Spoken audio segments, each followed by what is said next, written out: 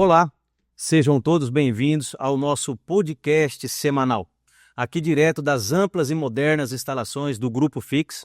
Hoje, de uma forma diferente, temos o prazer de entrevistar ele, que tem levado esse podcast com muita maestria, entregado à altura, entrevistados mentes brilhantes. E aqui, você sabe, né? Ideias criam asas e histórias ganham vidas. Temos o prazer hoje de apresentar para vocês Ricardo Menini. Antes de nós darmos o início aqui, eu gostaria de me apresentar. Eu sou o Dias Colucci. Você às vezes deve estar se perguntando, mas o que aconteceu com o nosso entrevistador? Pois é, de uma forma diferente, nós vamos iniciar essa edição de hoje. Ele, quem será o nosso entrevistado de hoje, Ricardo Menini, nosso diretor do nosso podcast. Ricardo Menini, é uma honra ter você perante a sua presença conosco aqui. Queria agradecer, primeiramente, a esse trabalho esse projeto que você startou, deu início conosco o ano passado, tá? Tem levado com muita maestria, com muita seriedade, entrevistou muitas mentes brilhantes.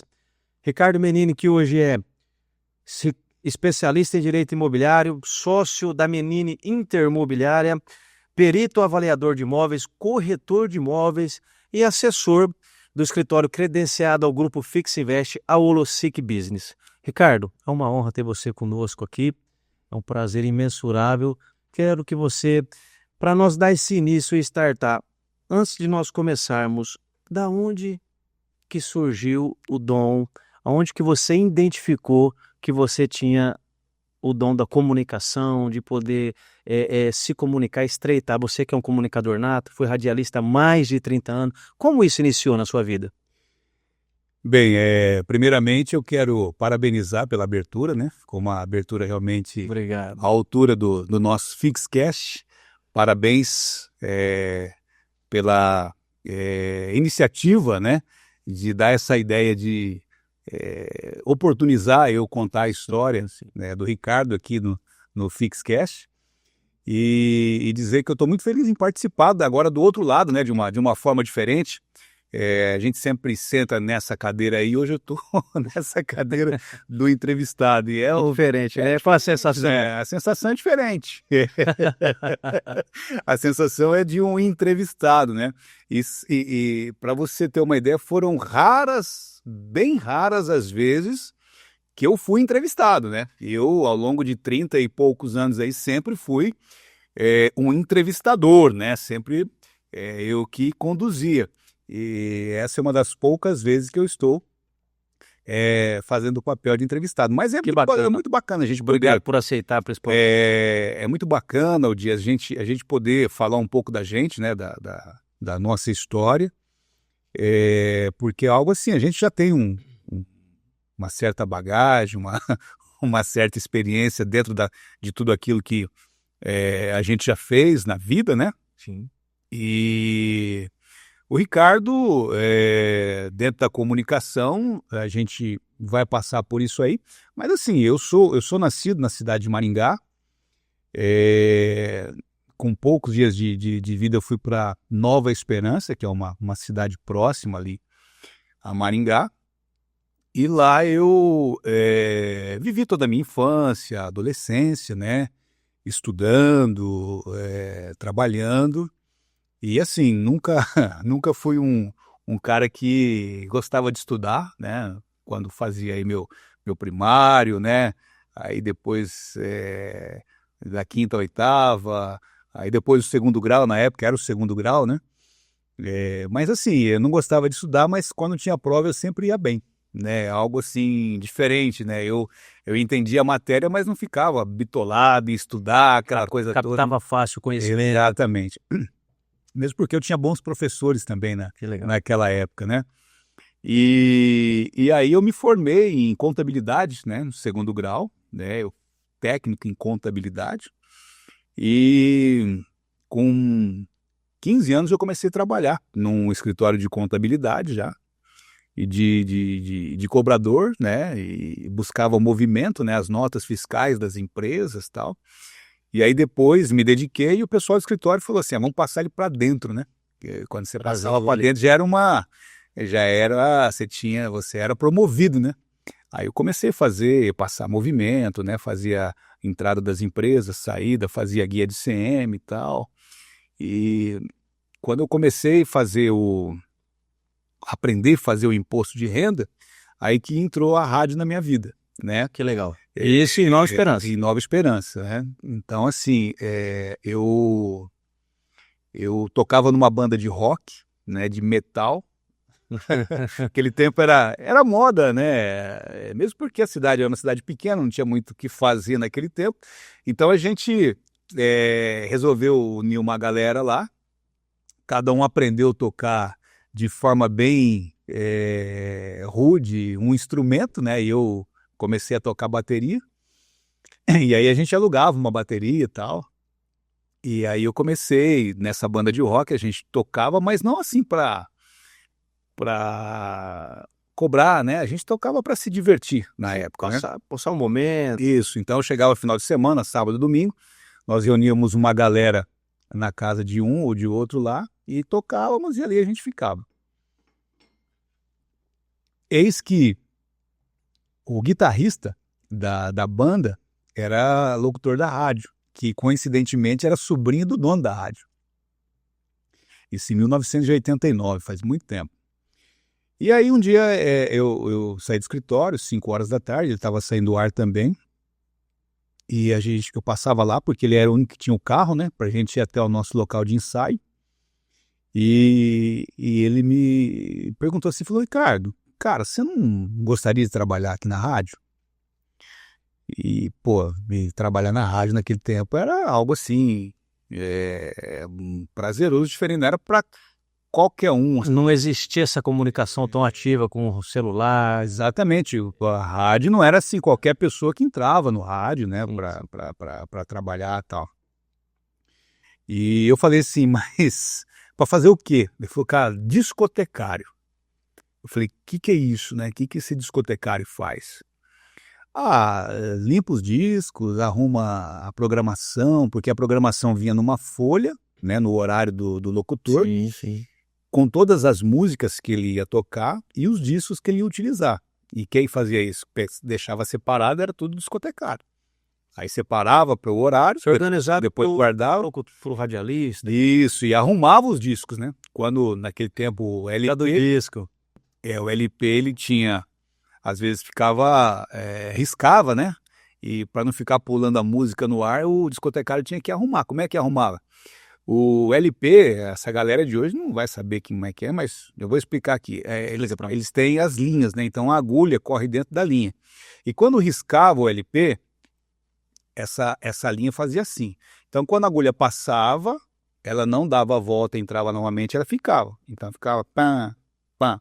Aí o discotecário identificava, com uma lupa ele pegava uma agulhinha e voltava a linha no lugar. Então a agulha passava aqui. Então esse era o meu trabalho. Que legal. E isso com? Eu tinha 17 anos na época. Que legal. Mas aí eu comecei a gostar do rádio, né? Não tinha essa situação de falar. Mesmo porque eu não tinha voz ainda na época, tal, né? Tava naquela fase, a gente começava a falar um negócio, começava grosso, de repente desafinava, né? Você tava... Todo início tem um desafio, né? Você tava ainda preparando a voz. E eu sempre fui uma pessoa muito tímida, né? Até hoje eu sou tímido. E eu costumo dizer que a comunicação foi uma necessidade que eu tive de superar essa minha timidez, né? Eu morria de medo de falar em público. Mas assim, de suar a mão, eu tinha um pavor de falar em público. Ou seja, você mesmo se colocou no desconforto. Exatamente. Que você não foi obrigado. Não era algo, você é obrigado. Não, você falou, não, já que esse é o meu desafio, eu vou me colocar em desconforto para vencer essa barreira, vamos dizer. Sim, eu tinha vergonha da minha voz, eu tinha vergonha de falar em público. Cara, você tinha que ver, quando eu estudava, tinha as provas de leitura e as carteiras assim enfileiradas. E o professor falava assim, hoje nós vamos pegar aqui um texto e cada um vai ler um parágrafo. Então, quando estava faltando 2 carteiras para chegar em mim, para mim ler meu parágrafo, eu já começava a tremer. Ele falava, meu Deus, e ia tal. Então isso para mim foi realmente uma superação. Mas enfim, voltando na situação do rádio, Sim. eu fui gostando de ficar ali, né? Aí teve um dia que o locutor falou, cara, passa umas músicas para mim aí que eu vou precisar sair e tal. E eu comecei a soltar a vinheta e passar as músicas, né, de um LP para o outro, e foi indo. E foi legal, né? Não dava furo, né? No furo a gente chama no rádio de ficar aquele branco, né? Se conseguia passar as músicas, tudo certinho. Não ficava aquele eco, aquele vazio, Exato. sem uma voz no fundo ou algo, né? E aí, tipo assim, fui levando legal como se fosse alguém, porque eu tava ali, mas eu tava prestando atenção no que os caras estavam fazendo, né? Mesa, vinheta, como que colocava, tal, né? E aí comecei a fazer folga, né? O cara, só que não falava nada, né? O cara precisava folgar, tinha a programação gravada e eu entrava fazendo as folgas, né? E aí um dia o dono da rádio me chamou e falou, você quer um horário na rádio para você fazer? Eu falei, mas eu vou falar? Ele falou, não, por enquanto não, vai ter a hora certa e você vai passar as músicas, você vai ter a programação, você já sabe como funciona, onde pega os discos, você que cuida disso. Eu falei, que horário? Ele falou, da 1h às 7h.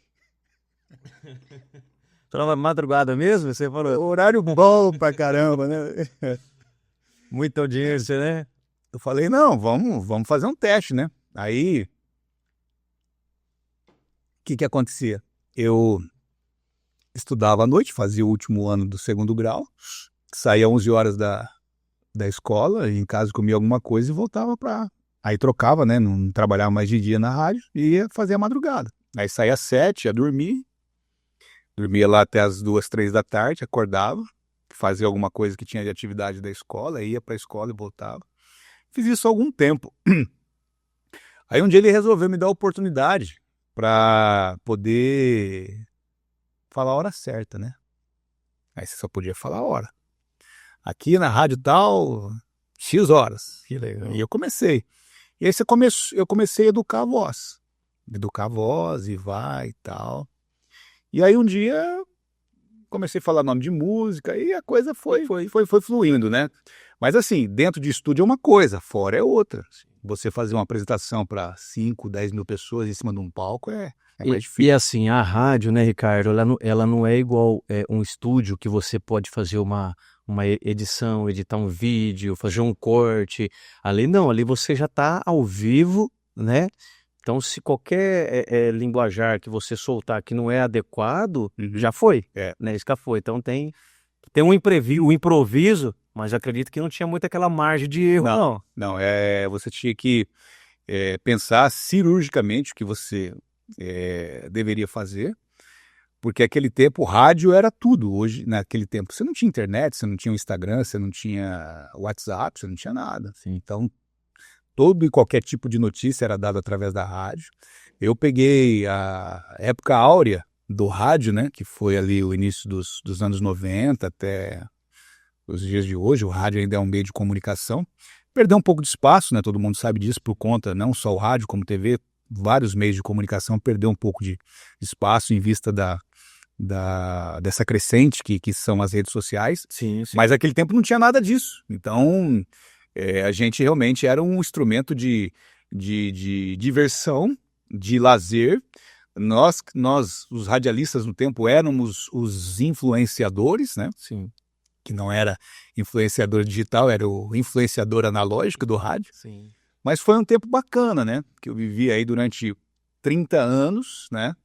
Depois eu saí um pouco da questão do rádio musical, parti mais para a área de jornalismo, né? De noticiários e jornalismo, coberturas de eventos e tal. Mas assim, e por aí foi. Durante 30 anos, né? Inclusive, Ricardo, eu lembro quando a gente, um dos nossos primeiros contatos que a gente se conheceu, que a gente fez no nosso network, eu trabalhava na Rock Papelaria, eu trabalhei lá por 10 anos, abraço Júlio, abraço Rock. Você na época estava na 101.9, se eu não estou enganado, ali você ficou algum tempo também, né? Sim, eu trabalhei nesse grupo aí por 30 anos, né? Teve um intervalo só que eu fui para para o Mato Grosso, cidade de Rondonópolis, onde nós arrendamos uma rádio, né, e uma TV. E fiquei por lá durante 3 anos, né? Foi, né, um período bacana também, desafiador, né?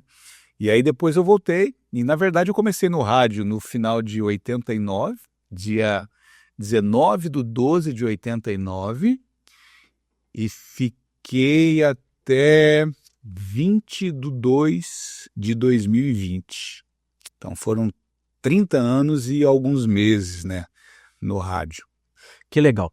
Ricardo, a gente dando a sequência aqui, você que hoje é formado em Direito, especialista em Direito Imobiliário, né? Tem a sua Interimobiliária Menini, que é sócio, né, junto com o Marcelo, que é corretor de imóveis, tá? Perito e avaliador de imóveis. Em que momento que você foi identificando, que você foi gostando e foi partindo mais para o lado do imóvel, parte de locação, venda de casa, venda de um terreno? Que momento que você foi se aproximando? Porque você estava na rádio, né? Você viveu a maior parte da tua vida ali, porém a rádio você fazia alguns horários, não tomava o teu dia inteiro. Em que momento que você viu que você foi entrando nesse mercado, buscando, e o porquê? O que você viu? A gente sabe que o mercado imobiliário tem uma crescente enorme e você começou a vender, a passar oportunidade para as pessoas, né? Porque hoje você comprar a sua casa, ter a sua casa, acho que é o sonho de qualquer pessoa, né? Em que momento você viu que você foi migrando para esse mercado, tanto que você se especializou, tanto que você pode ter 3 braços, mas todos focados no imobiliário? Cara, é assim, eu costumo dizer que tudo que eu tenho e o que eu sou hoje vem da comunicação. Por quê? A comunicação, ela te oportuniza você conhecer várias pessoas, né? Você tem um network grande e isso faz com que você tenha algumas oportunidades, né?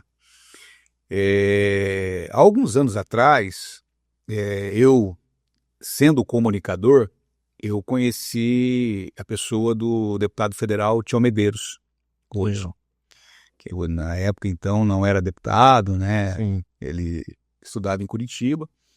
E aí conheci ele, participou em alguns programas comigo no rádio, né? Fizemos algumas revistas. E aí lá em 2014 ele contou para mim que queria ser, que seria deputado estadual. E aí nós participamos da campanha junto com ele e tal, né? E ele se elegeu. Pois é, esqueci de falar, tem mais esse detalhe, o Ricardo ele foi chefe de campanha já, acho que o quê? 2 mandatos? 3 já. 3, tem mais. Acompanhamos todas as campanhas Que legal. do nosso deputado Pedreiros aí, 2 para estadual, né? E essa última para federal, onde ele extrapolou aí a casa dos 100 mil votos, né? Então, acompanhamos essas 3 eleições dele. E lá em 2014, ele, sendo eleito deputado estadual, começo de 2015, ele conversou comigo sobre uma indicação para atuar como coordenador regional da Coapar, no escritório de Paranavaí. Sim. E eu não conhecia nada de mercado de imóveis. E aí eu falei, mas Coapar, né? Eu entendi de comunicação. É aí que eu fui entender que a Coapar, a Companhia de Habitação do Paraná, onde oportuniza o sonho da casa própria para os paranaenses, né? Em 2015 eu assumi a Coapar, a coordenação regional, e fiquei até 2019. E foi ali então que despertou o meu interesse pelo mercado imobiliário. Comecei a entender como funcionava a questão de aprovação de empreendimentos, como funcionava o cartório, prefeitura, projetos, né? Então, foi me Registro, tudo. Isso, foi me despertando tudo que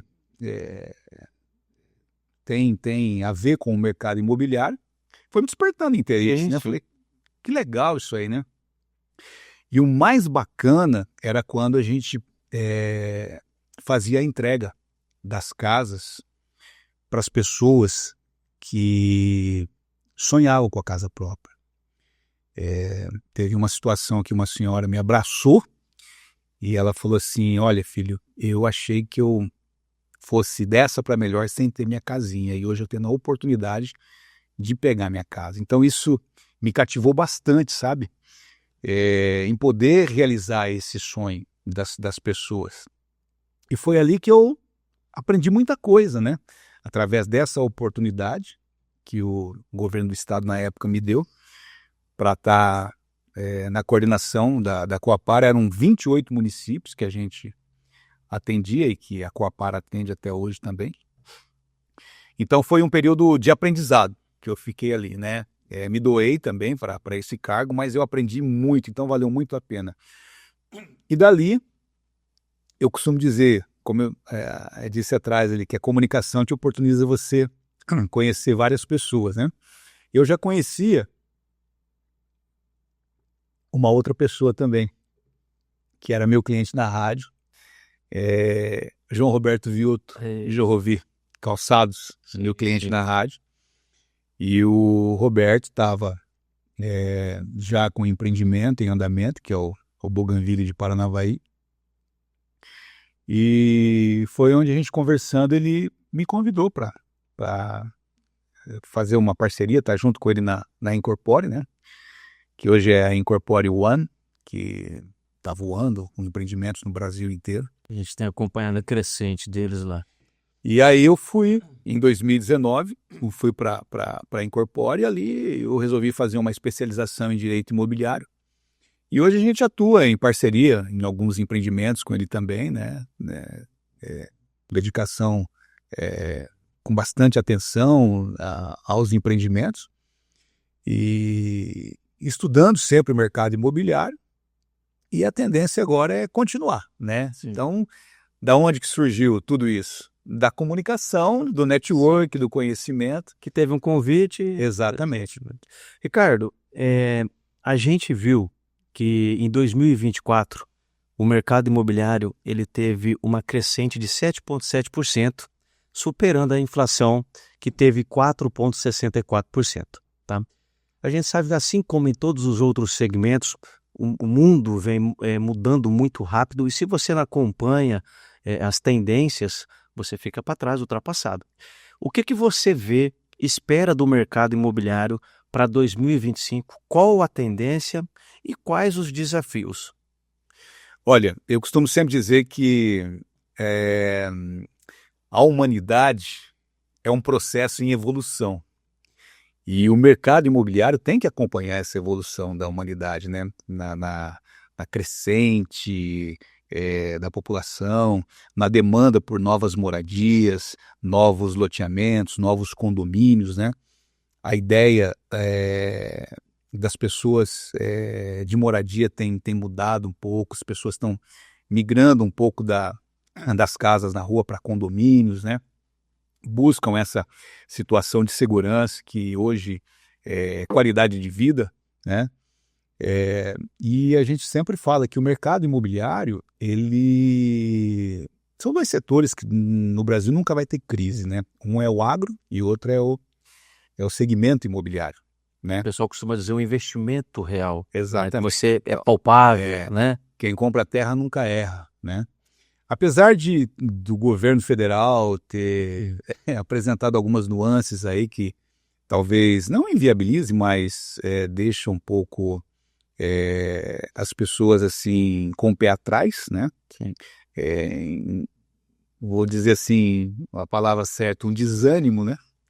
De investimento, mas isso eu falo assim, não é no geral, né? Em algumas faixas, né?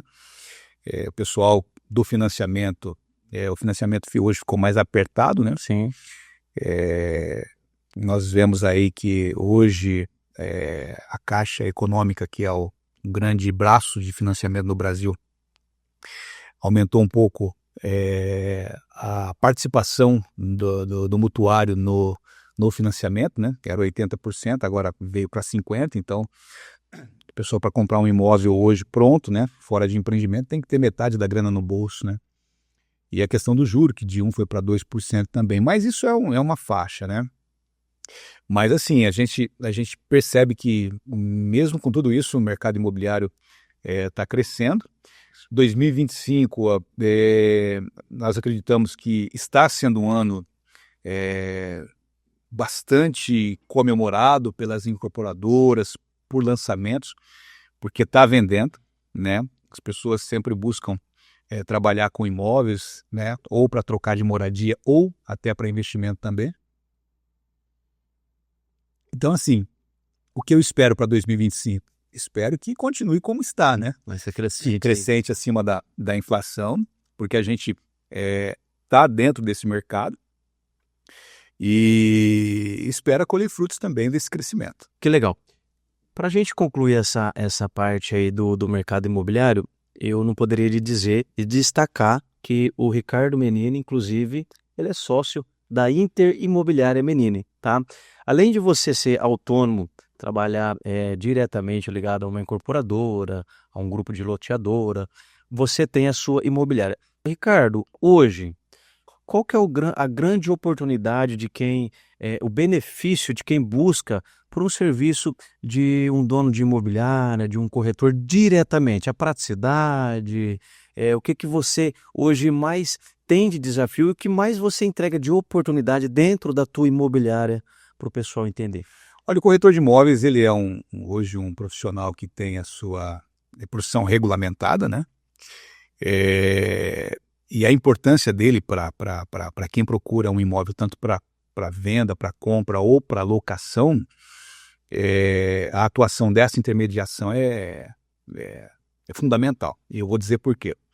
Vamos supor que o Odias quer comprar um imóvel e o Rogério, que está aqui, quer vender.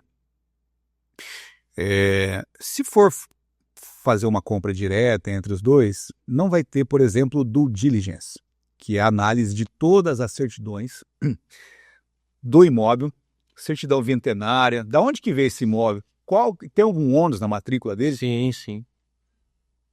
Porque às vezes o cara compra ali um imóvel, vamos falar de casa, de sítio, de fazenda, e tem um ônus na matrícula, tem uma trabalhista, tem uma hipoteca, e o cara não sabe, entendeu? Ele compra ali, não fica nem sabendo. Futuramente, se for fazer uma venda, uma transferência. Exatamente.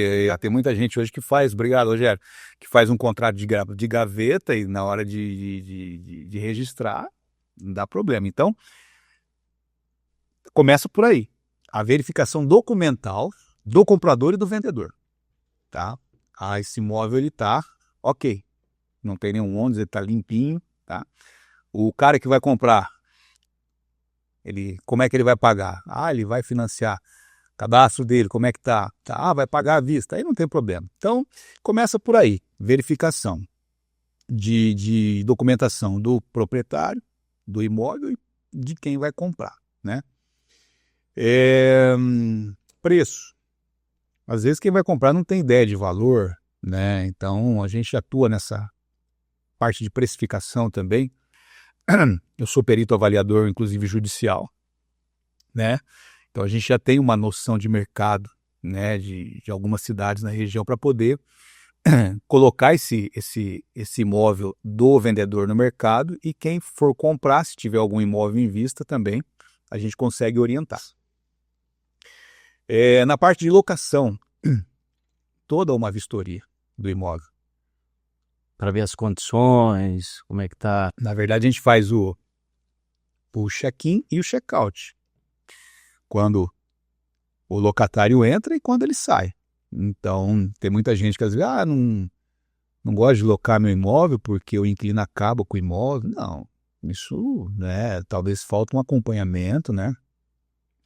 E então a imobiliária, ela faz toda essa parte de intermediação. Né? Onde entra o agente imobiliário. Exatamente. Então, o cara coloca o imóvel dele lá para a gente locar, nós anunciamos, né? Buscamos o locatário, o inquilino. Sim, sim. A partir do momento que chegamos na verificação do cadastro dele, aprovado, colocamos no contrato as formas de fiança, que geralmente é o seguro fiança, fazemos a vistoria do imóvel, olhamos tudo, desde rodapé até paflon, lâmpada, furo em parede, tudo, fechadura, dobradiça.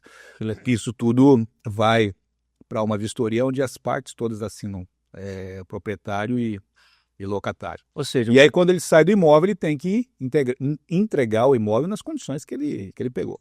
você acaba agilizando esse processo, transparecendo muito mais segurança para quem está locando. E acaba com a dor de cabeça do dono do imóvel também, né? Então, ele só vai ver o aluguel cair na conta dele, sem problema nenhum. Sim. E quando o inquilino sai do imóvel, ele tem o imóvel restituído da forma que estava quando ele colocou para locação. Tá certo. Ricardo, eu queria que você contasse um pouco para nós aqui, já estamos encaminhando para o fim dessa edição aqui, uma edição muito especial para mim. Você morou um tempo em Sinop, correto? Rondonópolis, né? Naquela época você já era casado, tua filha já tinha nascido. Quanto tempo você ficou lá? Eu acho que você já comentou comigo, mas o telespectador, acho que vale muito a pena você conhecer um pouquinho também, porque ali você teve uma história muito brilhante. Foi ali que você teve muito sucesso também, né? Ricardo Merino hoje tem uma filha de quantos anos mesmo, Ricardo? 25 anos formada, Isso. né? Ou seja, missão cumprida, né, Ricardo? Parabéns. Como foi essa sua trajetória em Rondonópolis? O que te fez ir para lá, passou? Eu vejo que você teve os desafios, mas você teve muito mais superação, né? Abraçou e com certeza se desenvolveu muito lá. Dias, eu fui para Rondonópolis em 2002, né? Eu me casei em 1995, né?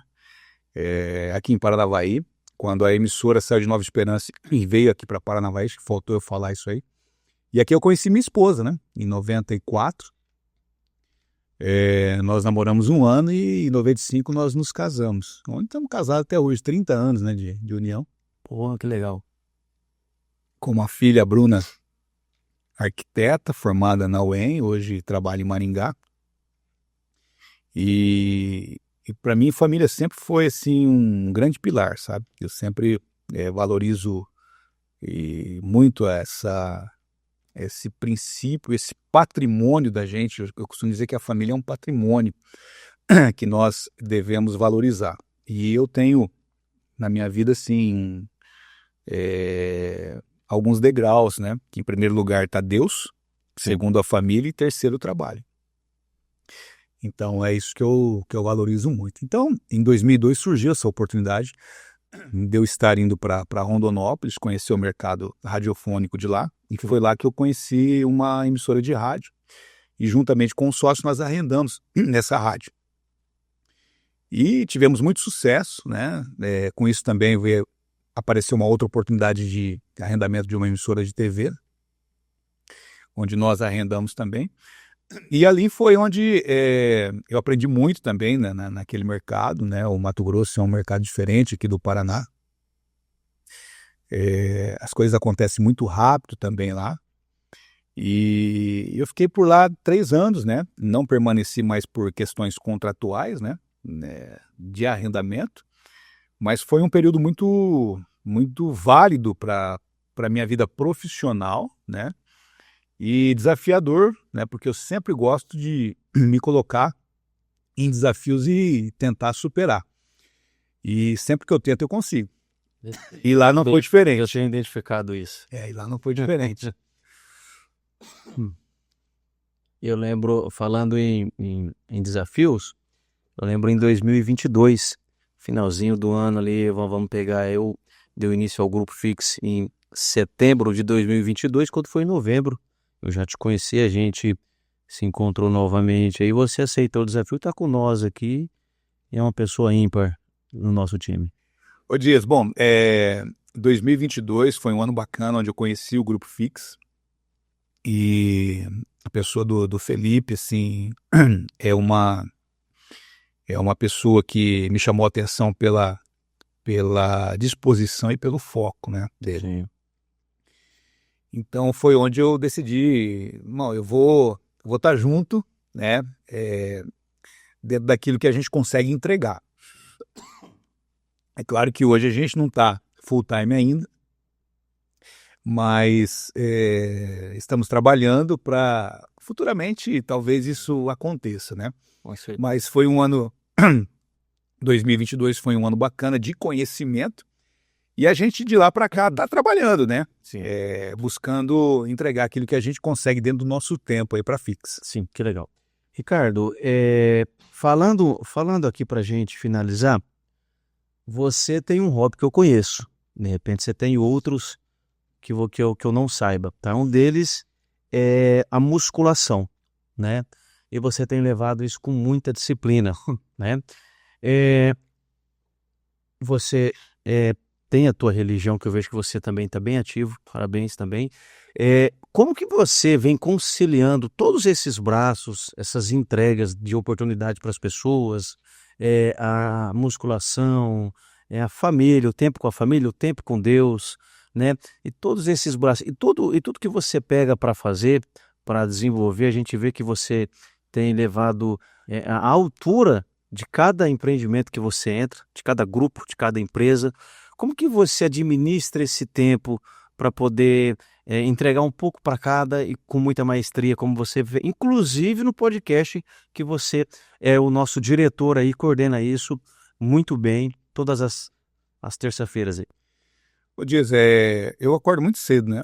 Eu acordo às 5 horas da manhã, a gente procura cuidar da saúde.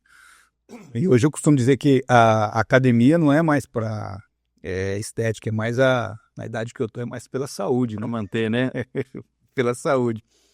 Então eu acordo cedo, eu procuro me dedicar à minha atividade física, né, diária. Cuido da alimentação, né, das creatinas, dos wheys que a gente costuma tomar aí, né? Só isso, né? Só. E viver para a família. É claro que o trabalho, ele existe, né? A gente começa a trabalhar cedo também. Às vezes vai até além do horário comercial, que é às 18 horas. Então, assim, a gente procura se dedicar ao trabalho, né? Até às vezes além do tempo. Mas para a gente poder viver, principalmente os finais de semana, com a família, né? Sim. Eu gosto muito disso, de estar junto com a minha família nos finais de semana, né? Minha filha mora em Maringá, às vezes a gente vai para lá, às vezes eu vou buscar ela vem para cá também, para ficar junto. Então, essa conciliação é importante do trabalho. A questão espiritual é muito importante, se dedicar a Deus. Nós temos hoje a nossa igreja, né, que é a Sérvia Church, que é esse ministério, esse projeto que a gente está participando também, servindo a Deus, né, podendo se alimentar da palavra e, nos momentos oportunos também, levar a palavra de Deus aí para as pessoas também que precisam e que dá essa abertura para poder ouvir, né? Então a gente procura conciliar isso aí, que é o trabalho, a saúde, a família e principalmente aí a viver as coisas de Deus, que acho que é o mais importante. A vida espiritual. Ó, Exatamente. que legal. Ricardo, para nós finalizar aqui essa edição, tá? Que mensagem que você deixa para o nosso ouvinte, tá? Lembrando que eu gostaria de reforçar que muitas das vezes eu sentado naquele sofá ali acompanhando cada edição, a cada mente que foi entrevistada aqui, e às vezes a gente passando por vários desafios pessoais e sentado ali, eu falava, de alguma forma algo vai ser falado, eu vou absorver. E Deus falava comigo em muitos desafios pessoais, que é aquele que você não abre para ninguém, você escutando, você absorver e falar, pô, tem caminho, existem possibilidades. Foram vários mentes brilhantes que passaram por aqui durante um ano, né, nessa trajetória, você entrevistando, você interpretando, interrogando a pessoa, né? Então, destacar para você, pessoal que está aí nos acompanhando, que nos acompanha, a importância de cada pessoa, de cada mente brilhante que senta aqui, porque de cada pessoa que é ímpar, que é única, você extrai um conhecimento, extrai algo que com certeza vai te dar força para continuar a jornada. A gente sabe que os desafios existem, né? E são por eles que a gente vai superando, criando resiliência. Então, manda uma mensagem para o nosso telespectador. Ricardo passou por vários desafios, hoje é uma pessoa renomada, de muita credibilidade aqui em Paranavaí e toda a região, né? Que mensagem você passa para nós? Ô Dias, a mensagem assim, que eu sempre carrego comigo é, primeiro, você guardar no seu coração a palavra de Deus para não pecar contra ele, né? Eu acho que isso é o principal. Você viver os princípios, nós somos pecadores, Sim. mas tentar viver o mais próximo possível de Deus. Fazendo as vontades dele, não as suas, né? Porque o mundo talvez ofereça oportunidades que possam, naquele momento, te agradar, mas não agradam a Deus. Sim. E você tem que saber pesar isso, né? E puxando mais para o lado empresarial, o business, Sim. dizer que a vida é um mar de oportunidades, né? Ou você nada para buscar ou você afunda, tá? Então, se você não sabe nadar e caiu no mar, meu irmão, Ele vai afundar. não, você tem que aprender a nadar no mar ali. É. Você tem que aprender a nadar. Se você nadar e cansar, flutua. Tenta flutuar, descansa e continua nadando, mas nunca desiste, porque se você parar de nadar, você vai afundar. E depois que você afundou, não tem mais jeito, né? Eu já passei por situações aí que eu afundei, a gente conseguiu se reerguer, né? Sempre vivendo os princípios de Deus, né? E talvez as nossas vontades naquele momento não eram as vontades de Deus e isso acontece, né?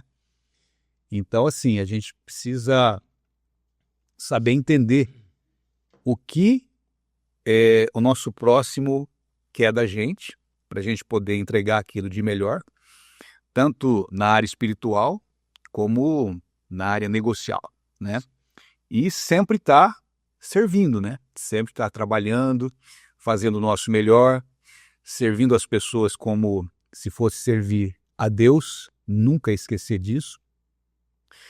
E o principal de tudo, sempre acreditar em você. Ah, não dou conta de fazer isso aí não. Cara, se tá na tua pauta, vai e faz. Não tem essa, não dá conta não. Você vai superar. Eu costumo dizer que o ser humano não sabe a força que ele tem, né? Então, se pintar um desafio, vai para cima, peita, que você vai conseguir, de uma forma ou de outra. Não tem nada nesse mundo que a gente não possa ser ou que a gente não possa fazer. Nós temos uma força interna, a nossa mente é algo extraordinário, mas que pode nos levar ao sucesso ou nos derrubar. E você tem que dominar a sua mente, não deixar ela te dominar. Então, por isso que eu digo, você dominando a sua mente, tendo a tua força interna apoiada nos princípios divinos, você vai longe, você voa. Você não sabe a força que você vai ter para transformar tudo aquilo que você se propõe a fazer. Que legal, que mensagem para o nosso telespectador, para mim aqui também. Ricardo, não posso deixar de, mais uma vez, mensurar. Muito obrigado pela sua participação. Meus parabéns aí por você estar levando esse nosso podcast, nosso diretor aí com muita maestria, junto com o nosso amigo Rogério aí, né, que tem feito um trabalho ímpar, singular aí. E hoje vocês ouviram aí mais uma mente brilhante, uma mente de sucesso, uma trajetória. E em breve você pode conferir aí nas nossas plataformas, uma das maiores do mundo de streaming, o Spotify e YouTube, e nos nossos aplicativos no Instagram Fix Invest e Fix Cash. Aguardamos você para o próximo episódio com mais uma mente brilhante, mais uma mente de sucesso, que vai ser ministrada pelo nosso diretor, Ricardo Menino. Um abraço e até breve.